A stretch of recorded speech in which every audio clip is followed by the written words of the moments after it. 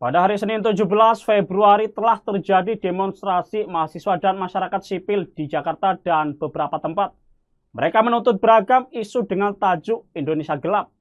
Isu-isu tersebut mulai dari penolakan pemotongan anggaran pendidikan, evaluasi total makan bergizi gratis, hingga permintaan dikeluarkannya Perpu perampasan aset bagi koruptor. Tribunnews berikut sejumlah fakta-fakta yang berhasil kami rangkum. Ribuan mahasiswa dari berbagai universitas di Jakarta turun ke jalan untuk menggelar aksi unjuk rasa di kawasan Patung Kuda Jalan Merdeka Barat, Jakarta Pusat pada Senin 17 Februari.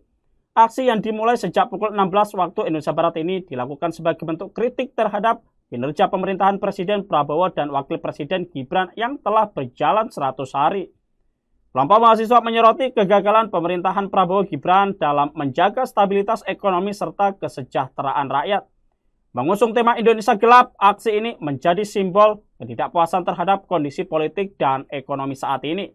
Hal ini seperti yang diungkapkan Bagas Wisnu, Jenderal Lapangan Aksi Indonesia Gelap, saat membacakan tuntutan di kawasan Patung Kuda pada Senin 17 Februari. Mewakili para demonstran, Bagas meminta pemerintah mengambil langkah konkret untuk menyelesaikan berbagai persoalan masyarakat Indonesia. Dan kini para demonstran menyampaikan 13 poin tuntutan yang ditujukan kepada pemerintahan Prabowo Gibran.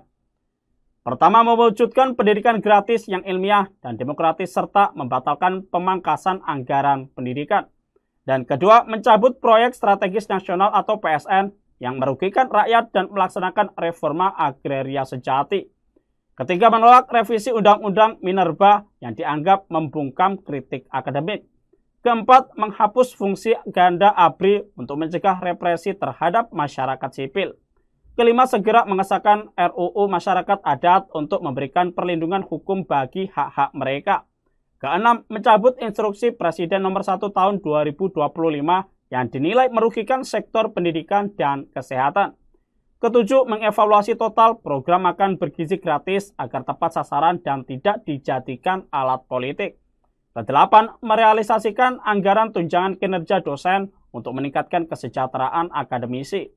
Kesembilan, mendesak penerbitan Perpu perampasan aset guna memperkuat pemberantasan korupsi. Kesepuluh, menolak revisi Undang-Undang TNI Polri dan Kejaksaan yang berpotensi memperkuat impunitas aparat. Kesebelas, melakukan efisiensi dan perombakan kabinet merah putih guna mengatasi pemborosan anggaran. Ke-12, menolak revisi tata tertib DPR yang dinilai dapat memperkuat dominasi kekuasaan. Ke-13, melakukan reformasi total Kepolisian Republik Indonesia untuk menghilangkan budaya represif.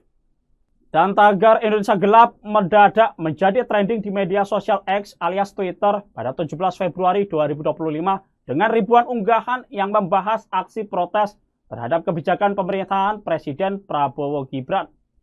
Isu ini kemudian ramai direspon netizen sebagai cerminan keresahan masyarakat atas berbagai kebijakan yang dinilai tidak berpihak kepada rakyat.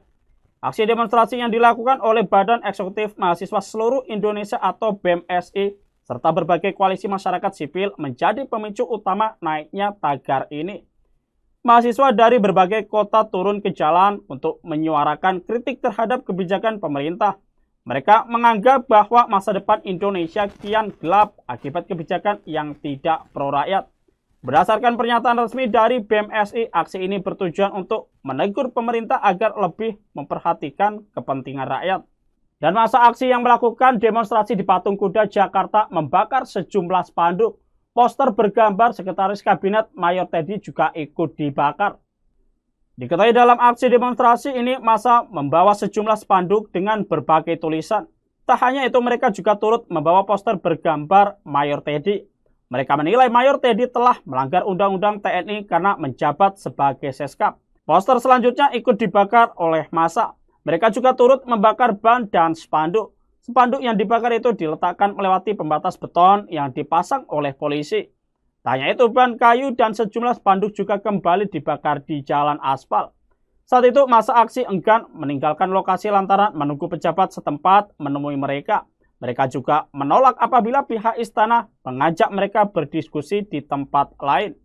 Dan selanjutnya, Kepala Komunikasi Kepresiden Hasan Nasbi mengatakan tidak ada pengurangan bantuan operasional perguruan tinggi negeri atau BOPTN dan bantuan sosial Kartu Indonesia Pintar atau KIP kuliah.